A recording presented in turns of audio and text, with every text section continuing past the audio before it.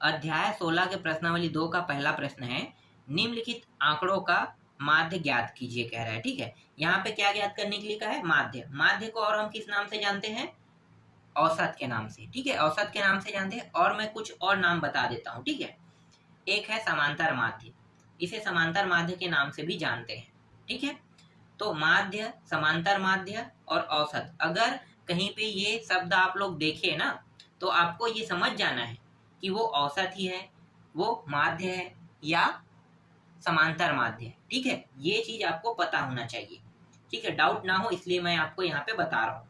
चलो आगे देखो, तालिका यहाँ पे आपको दिखाई दे रहा है। तालिका है महिला शिक्षकों की संख्या प्रतिशत में दिया है, बता रहा है, और राज्यों की संख्या है। ठीक है, 15 से 25 से लेकर 75 से 85 तक दिया हुआ है महिला शिक्षकों की संख्या, है ना। और राज्यों की संख्या जो है 6, 11, 7, 4, 4, 2, 1 दिया हुआ है। इस तालिका के आधार पर महिला शिक्षकों की संख्या के बारे में 5 निष्कर्ष निकालिए कह रहे हैं। ठीक है, 5 निष्कर्ष निकालना है। चलो अब हल करते हैं। ठीक, तो सबसे पहले ना मैं ये जो तालिका दिया है उसे मैं पहले बना लेता हूं। ठीक है, तो चलो यहाँ पे मैं तालिका बना लेता हूं। पहले क्या था? महिला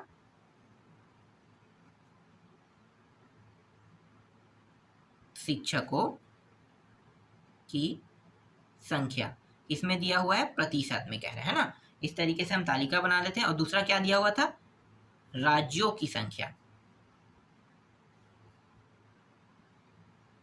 इसे हम F से दर्शाएंगे। ठीक है, अब मैं खंड बना लूंगा। ठीक है, खंड पहले नीचे में लिख लेते हैं। 15 से, पहला क्या था? 25, हर में 10 का अंतर है ना। 25 से 35, फिर 35 से 45, फिर 45 से 55, और 55 से 65, फिर 65 से 75, और अंतिम है 75 से 85 तक जाएगा। ठीक, और इस साइड में 6, 11, 7, 4, 4, फिर 2, फिर 1, इस तरीके से अब इसको हम तालिका को बना लेते हैं। मतलब एक डब्बा बनाते हैं, इसके अंदर इसे क्या करेंगे? रख देंगे सभी मानों। ठीक है, इस तरीके से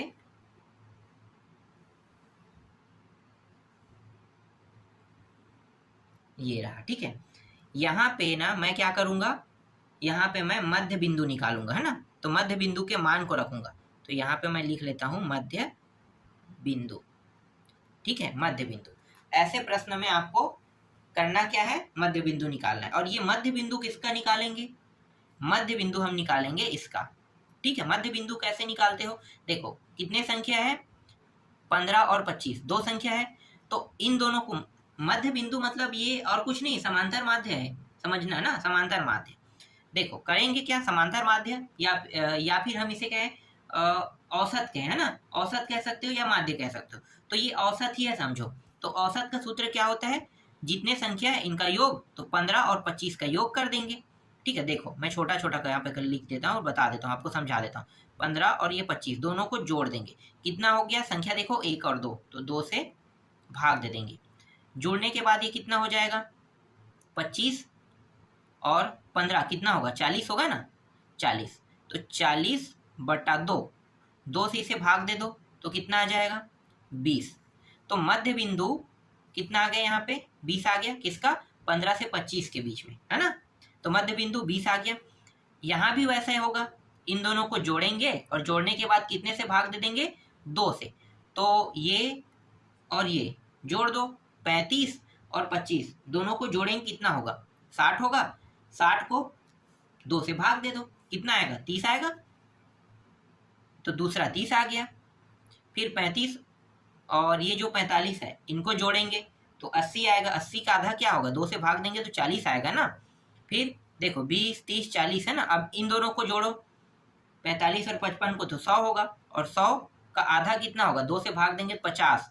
फिर 55 और 65 को जोड़ेंगे तो 110, नहीं 120, है ना। 120 को 2 से भाग करें कितना आएगा? 60 आएगा। ठीक है, ये 60 भी आ गया। फिर 65 और 75 को देखो कितना आएगा? 140।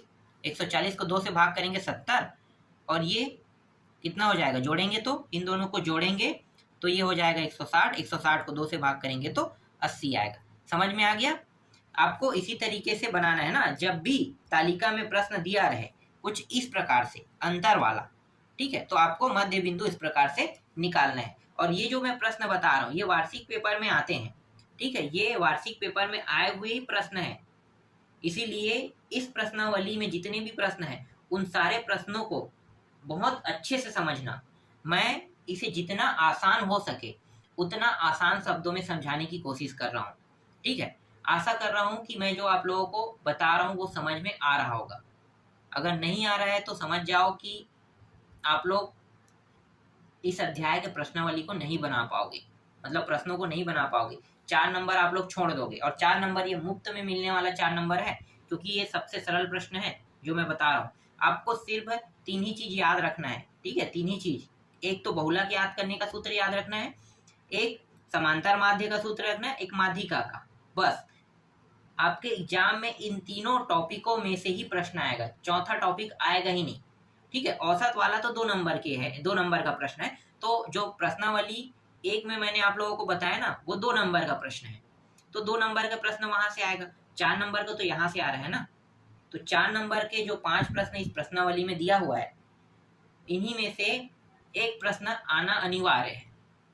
तो देख लो आपको बनाना कैसे है और समझना कैसे, वो मैं आपको सिखा रहा हूँ, और बस आपको ध्यानपूर्वक इन प्रश्नों को देखना है। चलो आगे बढ़े। मध्य बिंदु भी निकल गया है ना। अब क्या करेंगे, और इस मध्य बिंदु को मैं एक्स नाम दे देता हूं, ठीक है। अब क्या करेंगे, ये राज्यों की संख्या और मध्य बिंदु दोनों को क्या करेंगे, गुणा कर देंगे। गुणा करेंगे तो इसको हम इसे एफ एक्स लिखेंगे, ठीक है। क्या लिखेंगे, एफ एक्स। तो 6 और 20 का गुणा करो कितना होगा, 6 दूनी 12, 120 आ गया। 11 और 30 का गुणा करो कितना आ जाएगा, 330 आ जाएगा, है ना। 40 और 7 का गुणा कर दो कितना आ जाएगा, 280 आ जाएगा। 50 और 4 का गुणा कर दो कितना होगा भाई, 200 हो जाएगा, ठीक है। 4 और 60 का गुणा कर दो कितना आएगा, 240 आ जाएगा। 70 और 2 का गुणा कर दो कितना आएगा, 140। 80 और 1 का गुणा करने पर 80 यहाँ पे प्राप्त होगा, ठीक है। ये जो तालिका के अंदर राज्यों की संख्या दिया है, ठीक है, संख्या कितना है, मतलब संख्या को हम किससे दर्शा रहे हैं, एफ एक्स से दर्शा रहे हैं ना। तो एफ एक्स के सामने में क्या लगा देंगे, मतलब एफ के सामने में सिग्मा लगा देंगे। सिग्मा के बाद एफ लगा के इसे हम लिखेंगे और इन सभी को जोड़ लेंगे। जोड़ लो, 6, 11, 7, 4, 4, 2, 1 कितना हो जाएगा भाई, 35, है ना। तो यहाँ पे मैंने लिख लिया 35, सबको जोड़ दिए 35 हो गया, ठीक।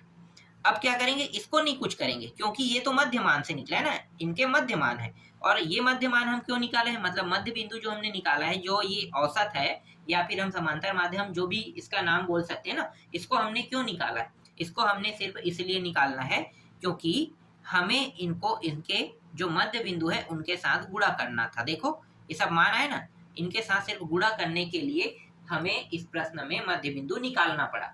अगर जरूरत नहीं पड़ता तो हम इसे नहीं निकालते। समझ में आ गया, जरूरत पड़ा इसलिए हम इसको निकाले हैं। तो हमने राज्यों की संख्या हमने निकाल लिया, और किस राज्य में कितने शिक्षक है वो यहाँ पे है। देखो 6 जो राज्य है उसमें 120 क्या है, शिक्षक है ना। 6 राज्य में 120, 11 राज्य में 330, 7 राज्य में 280 शिक्षक, 4 राज्य में 200 शिक्षक, 1 राज्य में 80। इस प्रकार से शिक्षकों की संख्या दिया हुआ है, ठीक है। तो ये राज्यों की संख्या और ये शिक्षकों की संख्या, ठीक। अब मैं क्या करूंगा, यहाँ पे ये एफ एक्स है, आगे में मैं यहाँ पे सिग्मा लगा दूंगा, एफ एक्स इस तरीके से लिखूंगा, ठीक है। इसके बाद इन सभी को जोड़ दूंगा, ठीक है, सभी को क्या करूंगा, जोड़ूंगा।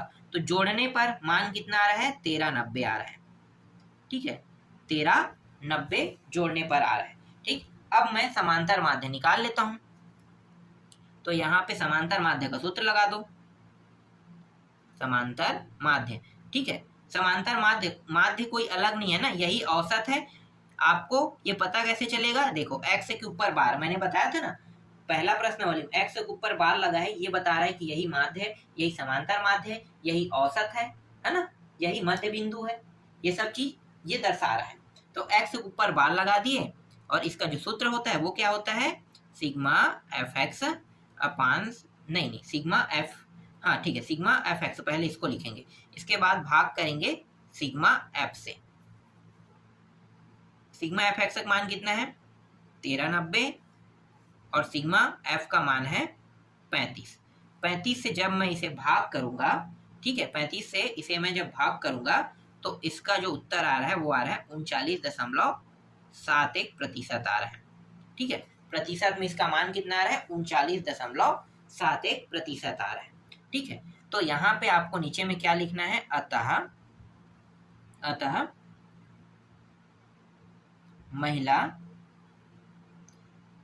शिक्षकों की संख्या का माध्य 39.71% होगा। ठीक है, इस तरीके से क्या कर देना है, अंत में लिख देना है। अब निष्कर्ष भी निकालना है ना, 5 निष्कर्ष। चलो 5 निष्कर्ष निकालते हैं। तो यहां पे मैं लिख लेता हूं निष्कर्ष।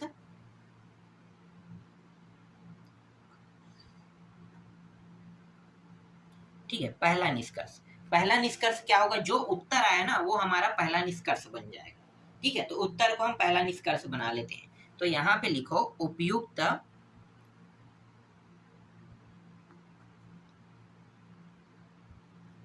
आंकड़ों का समांतर माध्य कितना प्राप्त हुआ है 39.71% होगा। ठीक है, ये हमारा पहला निष्कर्ष है। ठीक है, पहला निष्कर्ष हमने उत्तर को ही बना लिया। चलो अब दूसरा निष्कर्ष किसको बनाओगे, तो देखो दूसरा निष्कर्ष हम यहाँ पे देखो राज्यों की संख्या सबसे अधिक कहाँ पे है 11 और सबसे कम 1 में, है ना। तो हम पहला और मतलब पहला निष्कर्ष निकल गया, दूसरा निष्कर्ष हमारा ये हो जाएगा सबसे अधिक और सबसे कम वाला तीसरा निष्कर्ष बन जाएगा। ठीक है, 2 निष्कर्ष यहाँ से आपको स्पष्ट पता चल गया कि 2 निष्कर्ष फिर बन रहा है। ठीक है, तो चलो अब यहाँ पे मैं क्या लिखूंगा दूसरे में कि 11 राज्यों में, लिखो यहाँ पे 11 राज्यों में महिला शिक्षकों की संख्या क्या है, सर्वाधिक है। ठीक है, सर्वाधिक और इसको भी दर्शा दो, देखो सर्वाधिक 25 से 35%, इसको भी लिख लो। ठीक है, सर्वाधिक के बाद आपको क्या करना है, यहाँ पे लिख लेना है 25 से 35% है। ठीक है, अब सबसे कम किस में है तो उसको भी लिख लेते हैं। एक राज्य में महिला शिक्षक की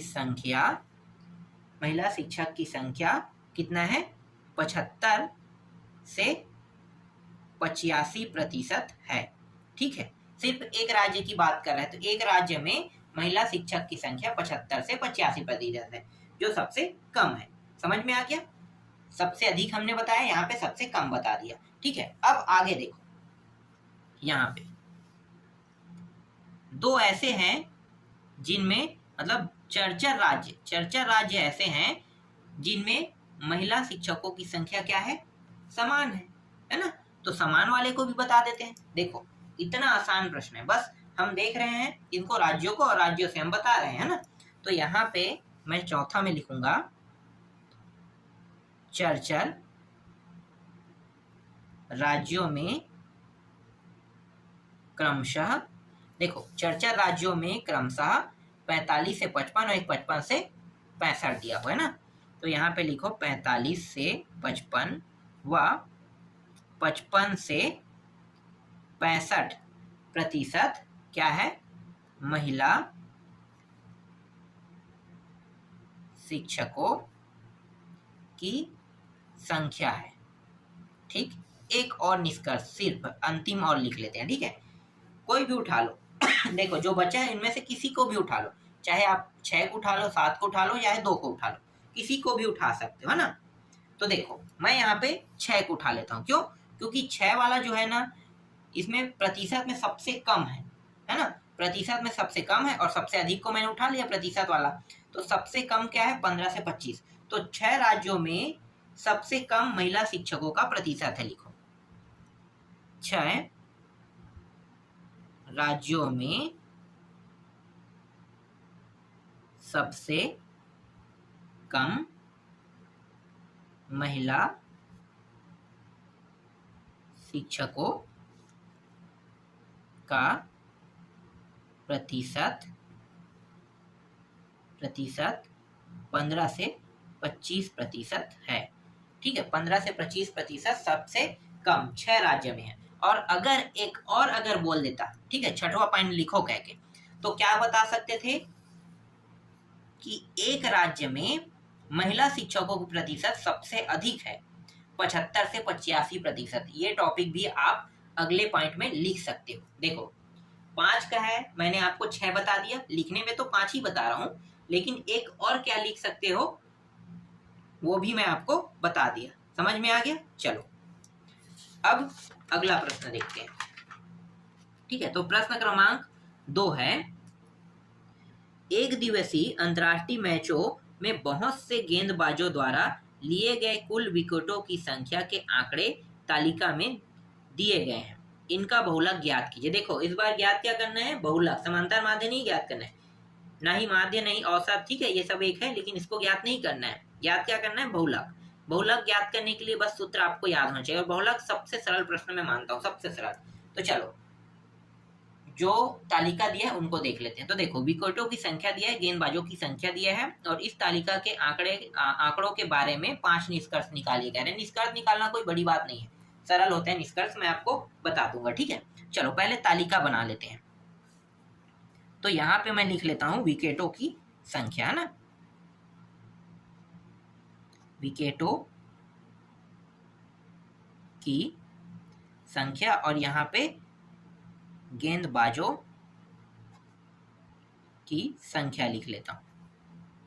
विकेटों की संख्या में 0 से 50, ठीक है, पहला दिया है 0 से 50 दिया है, फिर 50 से 100 दिया है, फिर 100 से 150, हर में 50 का अंतर है देखो, फिर 150 से 200, 200 से 250, और 250 से 300 तक के दिया हुआ है। ठीक है, गेंदबाजों की संख्या देख लेते हैं। तो 4 गेंदबाज है 0 से 50 विकेट लेने वाले, है ना, और 50 से 100 विकेट लेने वाले 5 गेंदबाज हैं, 100 से 150 विकेट लेने वाले 16 गेंदबाज हैं, 150 से 200 विकेट लेने वाले 12 गेंदबाज हैं, 200 से 250 विकेट लेने वाले 3 गेंदबाज हैं, और 250 से 300 विकेट लेने वाले 2 गेंदबाज हैं, है ना। तो इसको आप तालिका में इस प्रकार से बना रख लेते हैं, मतलब इसको जो तालिका दिया था वही तालिका है और कुछ अलग नहीं है। ठीक है, अब इसमें हमें निकालना क्या है, बहुलक निकालना है। ठीक है, तो बहुलक निकालने के लिए आपको क्या जानना जरूरी है, सबसे ज्यादा इंपॉर्टेंट चीज क्या है, बारंबारता, है ना। बारंबारता का मतलब क्या है, बारंबारता का मतलब है जो मान सबसे अधिक बार आता है वही क्या कहलाता है, बारंबारता। तो देखो बारंबारता क्या होगा, सबसे अधिक बार क्या आया है, 16 आया है ना। 100 से 150 विकेट लेने वाले 16 गेंदबाज हैं, तो यही क्या होगा, बारंबारता होगा। क्या होगा, बारंबारता। ठीक है, और ये जो बारंबारता है, ठीक है, इसको याद रखना क्या है,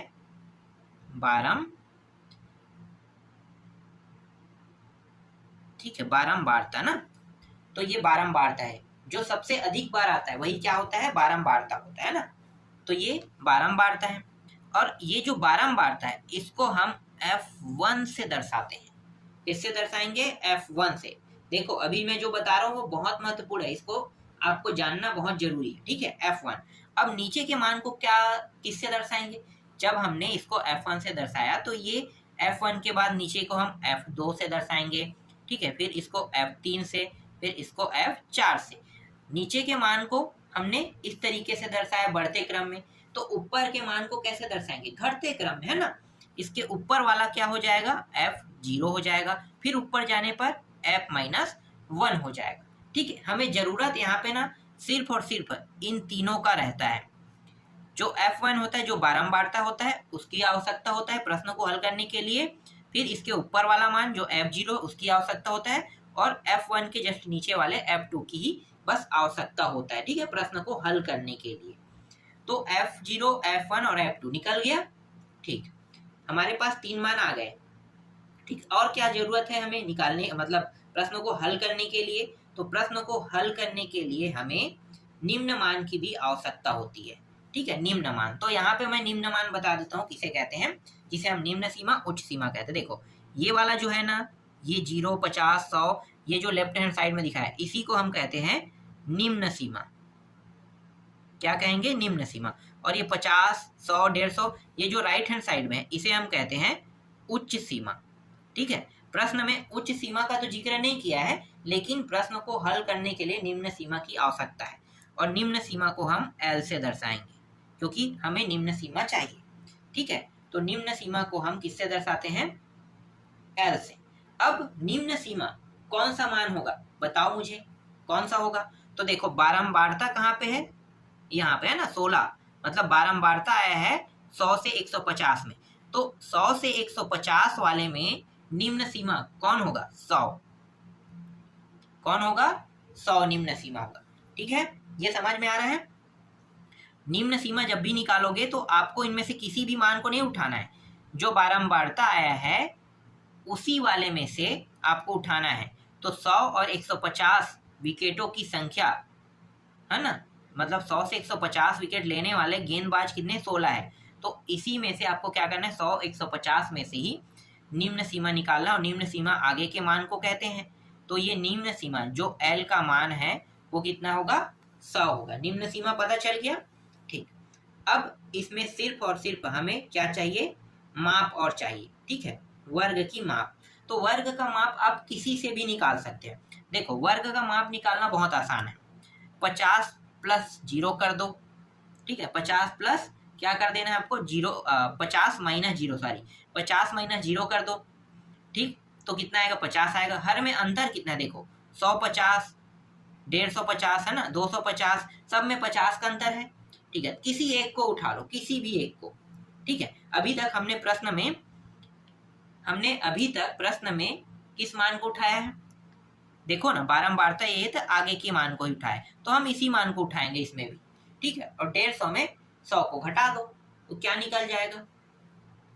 वर्ग की माप निकल जाएगा। कितना आएगा? घटाएंगे तो 150 में 50, नहीं 150 में 100 घटाओगे कितना आएगा?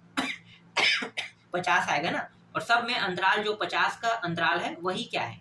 वर्ग का माप है, तो 50 आ जाएगा। तो यहाँ पे वर्ग का माप भी निकल गया, इसे हम H से दर्शाते हैं, 50 आ जाएगा। ठीक है, अब यहाँ पे मैं जो मैं अभी आपको बता रहा था वो सारे को मैं यहाँ पे लिख लेता हूँ। ठीक है, तो यहाँ पे लिख लो, उपयुक्त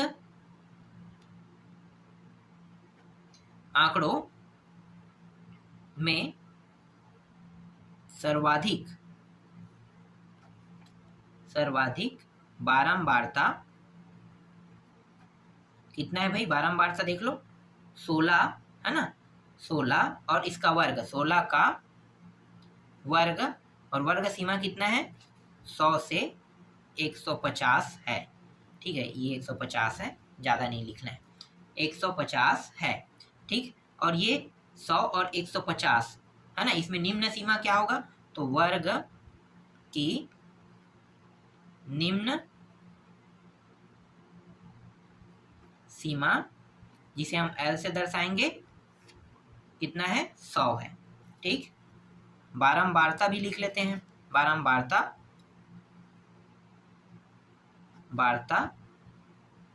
जिसे हम F1 से दर्शा रहे हैं, कितना है? 16 है। ठीक है, अब हमें F0 और F2 बस और चाहिए। ठीक है, तो यहाँ पे बारंबारता के ठीक ऊपर की बारंबारता क्या कहते हैं? उसे F0 कहते हैं। F0 का मान देखो कितना है? 5 है।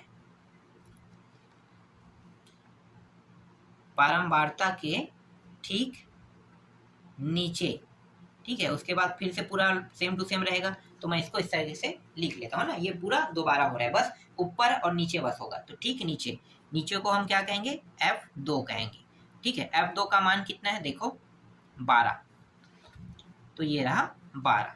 ठीक, ये भी मान निकल गया।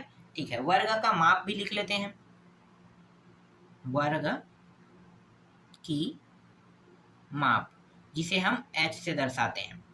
ठीक है, और 150, देखो करना क्या है, ये जो 150 है इसमें 100 को घटा दो, तो कितना आएगा, 50 का अंतराल आ जाएगा। तो यही 50 का जो अंतराल आया है, यही क्या है, वर्ग का माप है। अब बहुलक का सूत्र लगा देते हैं। ठीक है, बहुलक का सूत्र आपको याद होना चाहिए। बहुलक, बहुलक का सूत्र क्या होता है, L, इसके बाद प्लस लिखना है, बड़ा कोष्टक लेना है, फिर F1 माइनस F0 करना है, फिर 2 F1 minus F0 minus F2, फिर गुणित H। तो ये जो है ना, ये बहुलक का सूत्र है। इसी सूत्र में अभी जो हमने मान निकाला है, उन मानों को यहाँ पे रखेंगे। तो चलो रखो, L का मान कितना कितना है, 100 था ना, निम्न सीमा 100, तो 100 हमने रख दिया। फिर F1 का मान, F1 का मान कितना होगा भाई, देखो ना बारंबारता F1 है तो 16 होगा। फिर F0, बस बारंबारता के जस्ट ऊपर, जिसे हम F0 कहते हैं, वो कितना है, 5 है, तो 5 रखेंगे। फिर 2 F1 का मान कितना है, 16, फिर माइनस F0 का मान 5, और F2 का मान कितना है, 12। इस तरीके से मान को रख देंगे। और H का मान देखो कितना है, 50 आया है, 50 हमने यहाँ पे रख दिया। ठीक, अब बस हल बस करना है। तो 100 प्लस, घटा दो इसको, घटाएंगे तो कितना आएगा, ऊपर में 11 बचेगा, ये हो जाएगा 16 दूनी 32। इन दोनों को जोड़ दो, क्योंकि दोनों किस में है, माइनस में है, तो ये हो जाएगा 12 और 5 17, ये 17 हो गया, और गुणित 50, 100 प्लस 11। अब इन दोनों को घटा दो, है ना, तो घटाएंगे कितना आएगा, तो घटाने पर ये आ रहा है 5 और 1, 15 आ रहा है। ठीक है, और यहाँ पे गुणा कितना है, 50 है, नहीं 500 नहीं 50 है।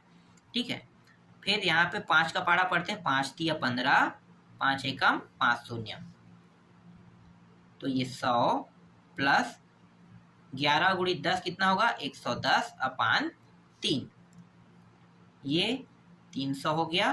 ठीक है, 3, देखो यहाँ पे कुछ नहीं, मतलब 1 है, तो जब तक के हर बराबर ना हो तब तक ये जुड़ेगा नहीं। तो जोड़ने का तरीका क्या है, हर को बराबर करना। तो ये जो 3 है, इसका गुणा इसके साथ करेंगे, कितना होगा, 100 और 3 300 आ गया। ठीक है, और ये 1 है, इसका गुणा इसके साथ करेंगे तो वही मान आएगा, 110 का 110, फिर इन दोनों का साथ में गुणा, तो 3, इस तरीके से।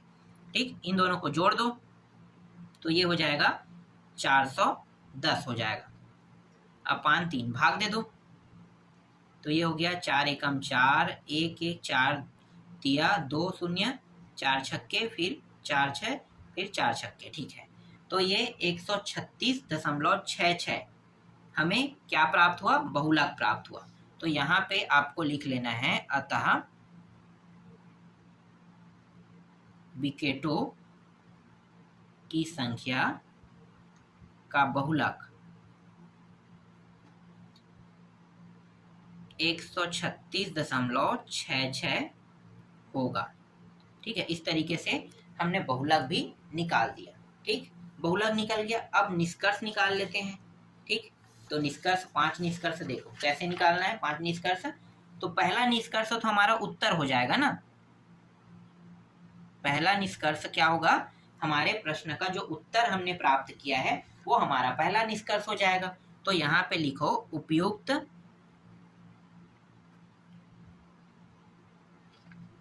आंकड़ों का बहुलक कितना प्राप्त किए, 136.66 होगा, इतना ही हमने प्राप्त किया था ना।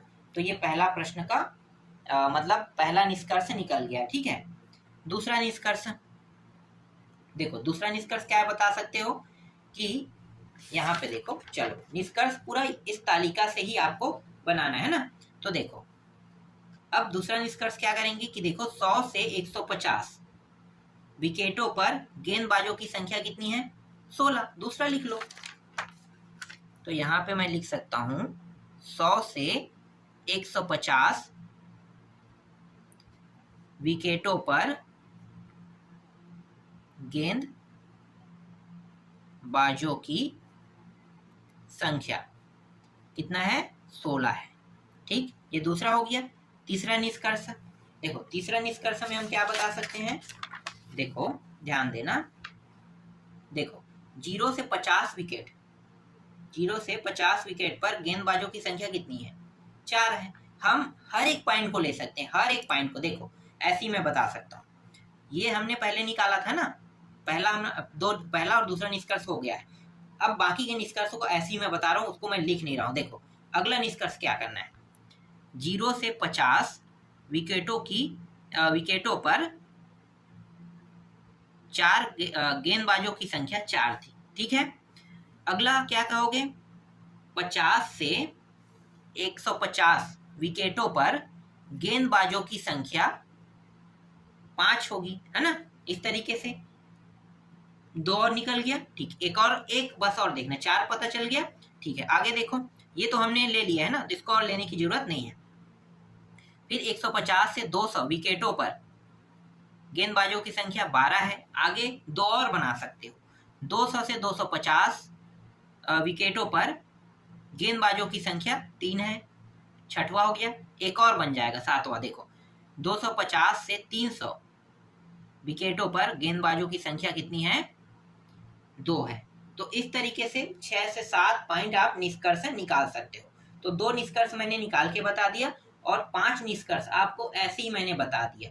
ठीक है, तो निष्कर्ष वो आपके ऊपर डिपेंड करता है कि आप कितना निष्कर्ष रखना चाहते हो और निकालते कैसे वो। ठीक है, 5 बोला है तो 5 ही आपको लिखना है, ज्यादा नहीं लिखना है। लेकिन निकाला कैसे जाता है वो भी मैं आपको इस वीडियो में सिखा दिया। ठीक है, बाकी जो प्रश्न बचा है उसको मैं आपको नेक्स्ट वीडियो में बताऊंगा।